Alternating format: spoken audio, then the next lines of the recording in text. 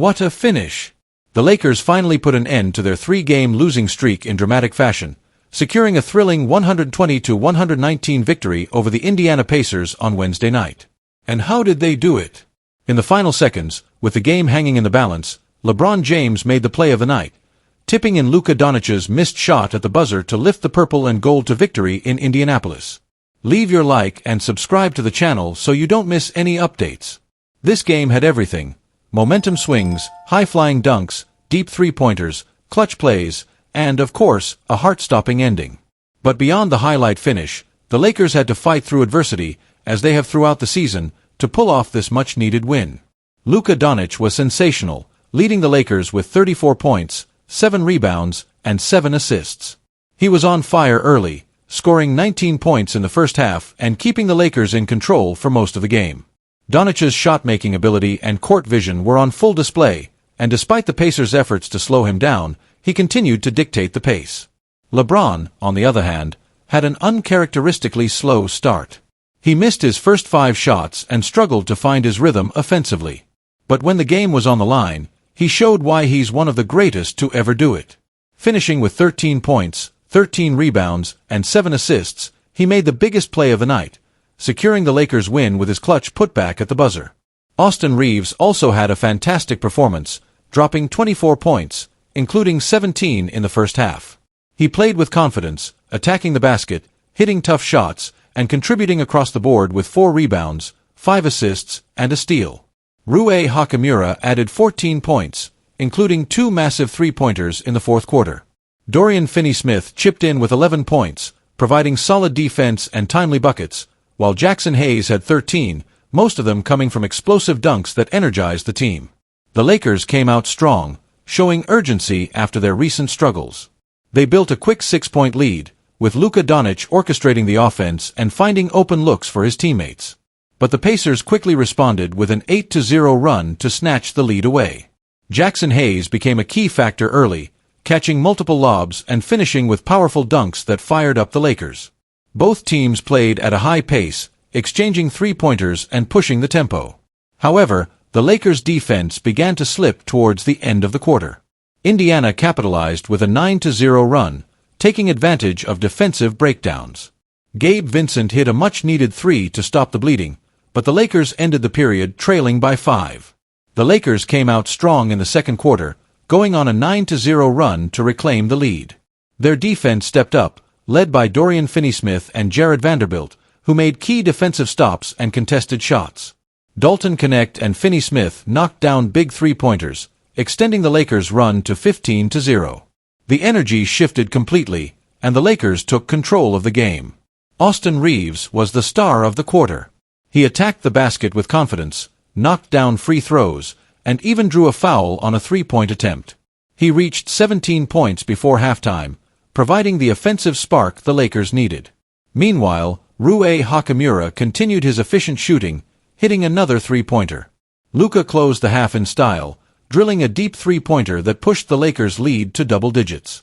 Just before the buzzer, Austin and Jackson connected on another alley-oop, giving the Lakers a 13-point lead at halftime. Coming out of the break, the Lakers maintained their aggressiveness. Jackson Hayes continued to be a force inside, throwing down another dunk, this time over Miles Turner. But Turner responded by draining 3 three-pointers, cutting the Lakers' lead to just 7. J.J. Redick quickly called a timeout to regroup his team. Unfortunately, the Lakers' third-quarter struggles reappeared. Defensive lapses led to back-to-back Pacers three-pointers, shrinking the lead to just 2. Finney-Smith and Gabe Vincent hit much-needed shots from beyond the arc, keeping the Lakers ahead. However, their lead had been reduced to just 3 points heading into the final quarter. LeBron, who had been quiet for most of the game, came alive in the fourth quarter. He scored 8 straight points, helping the Lakers build a comfortable lead. It looked like they were finally pulling away, but the Pacers had other plans. Indiana responded with an 11-0 run, completely erasing the Lakers' double-digit advantage. Suddenly, the game was up for grabs again. Then, disaster struck. LeBron turned the ball over, giving Indiana a chance to take control. They did just that, going up by 5 with under 2 minutes left. The Lakers were in trouble. That's when Luka Doncic took over. He scored 5 quick points, bringing the Lakers back within striking distance. Rui Hachimura followed up with 2 clutch three-pointers, putting the Lakers ahead once again. But the Pacers weren't done yet. With just 42 seconds left, Tyrese Haliburton converted a three-point play, giving Indiana the lead once more. The final moments were pure chaos, with both teams missing key shots and turning the ball over. Then, with time winding down and the Lakers trailing by 1, Luka drove to the basket for a potential game winner. His shot rolled off the rim, but LeBron was right there. With less than a second remaining, LeBron tipped the ball in, sealing the Lakers' 120-119 victory in the most dramatic way possible. The crowd in Indiana was stunned, while the Lakers' bench erupted in celebration. This victory was huge for the Lakers. Not only did it snap their losing streak, but it also gave them a major confidence boost as they continue to fight for a better position in the Western Conference standings. The long-standing tension between ESPN's Stephen A. Smith and Lakers superstar LeBron James just reached another level. It all started when LeBron took to Instagram to throw some shade at Smith, and let me tell you, Stephen A. did not take it lightly.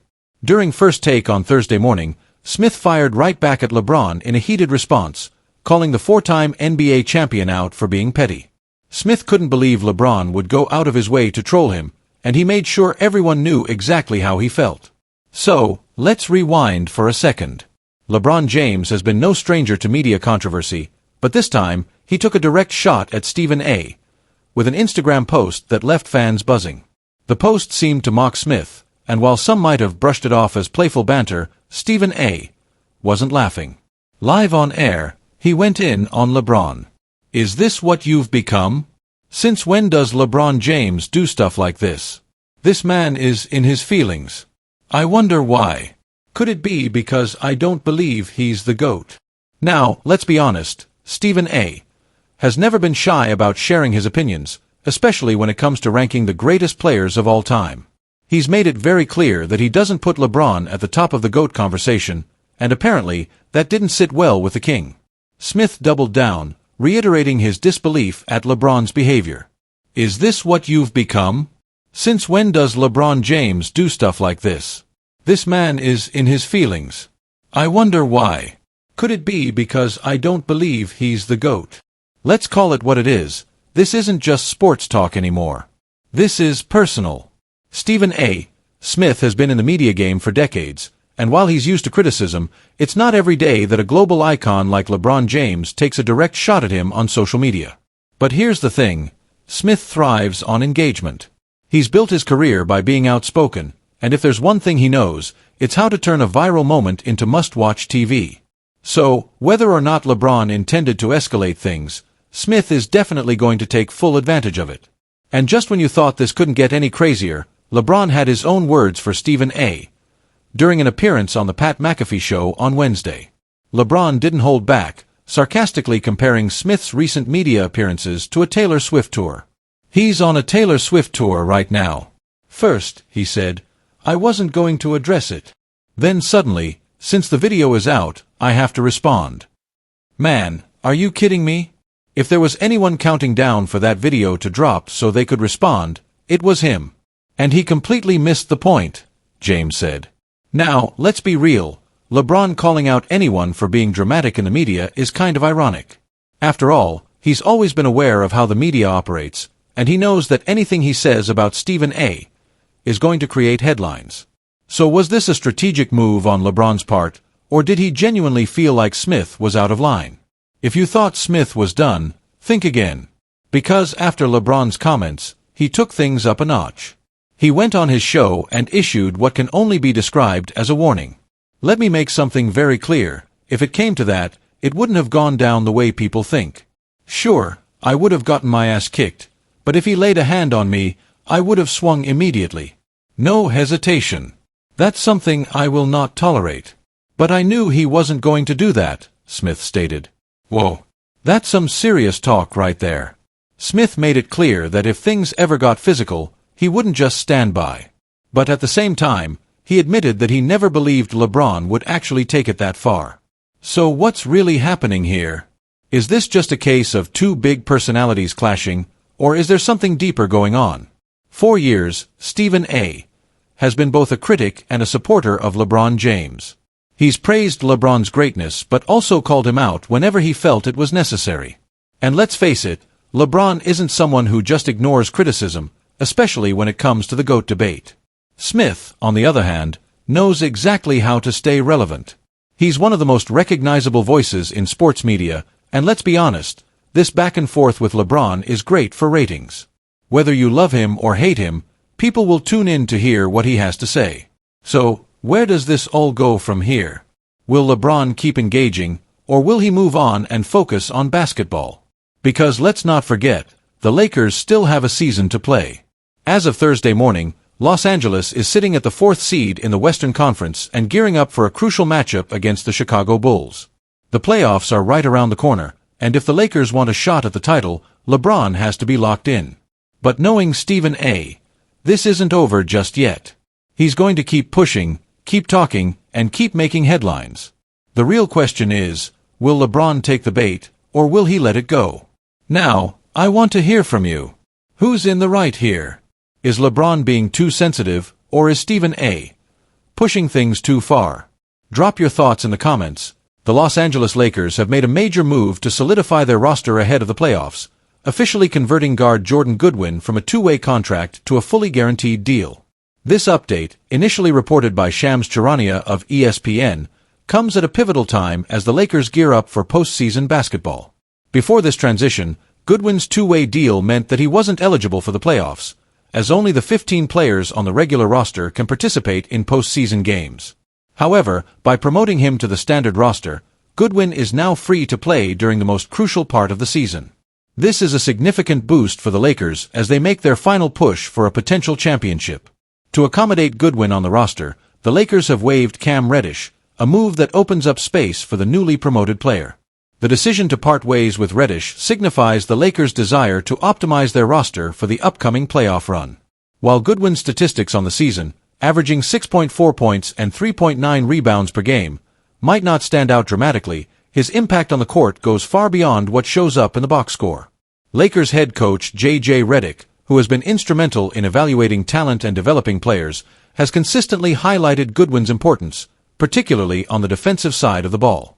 Goodwin's defensive prowess has quickly earned him a spot in the rotation. His ability to guard the perimeter and disrupt opposing offenses with his on-ball defense has made him an invaluable asset for the Lakers. Whether it's shutting down shooters or pressuring the ball, Goodwin brings intensity that makes life difficult for opposing players. He's become known for his relentless energy, tenacious defense, and high basketball IQ. In fact, the Lakers front office deserves credit for recognizing Goodwin's potential. After bouncing around the NBA, Goodwin found a home in Los Angeles, where he has become a key contributor. The Lakers scouting department has long been known for finding hidden gems, and Goodwin is another success story in their book. His path from a two-way player to a full-time roster member serves as a testament to the Lakers' ability to find talent in places that other teams may have overlooked. Retaining Goodwin is not just about adding depth to the backcourt, it also reflects a strategic move for the postseason. The Lakers now have a trusted defender who can contribute immediately in high-pressure games. His perimeter defense will be especially valuable in a postseason environment, where matchups are crucial and the Lakers are looking to defend their way to a championship. Goodwin's rise mirrors the paths of other Lakers success stories, such as Austin Reeves and Alex Caruso. Both of these players started their careers on two-way contracts before eventually becoming pivotal figures on the Lakers' championship-caliber teams. Reeves has particularly emerged as a fan favorite, and his steady growth has shown that a player can elevate their game when given the right opportunities. For Goodwin, the hope is that he can follow in the footsteps of these success stories and carve out his own legacy with the Lakers. As for Reddish, his time with the Lakers was much shorter and less impactful. After joining the team 2 seasons ago, Reddish struggled to find consistent minutes and could not earn a regular spot in the rotation under Coach Redick. This season, he appeared in just 33 games, averaging a modest 3.2 points and 2.0 rebounds. His lack of playing time, particularly since early January, likely led to the Lakers' decision to waive him. While Reddish has potential as a versatile wing player, his inability to contribute consistently in a meaningful way ultimately cost him his spot on the team. The Lakers' decision to move on from Reddish is a clear indication of their playoff mindset.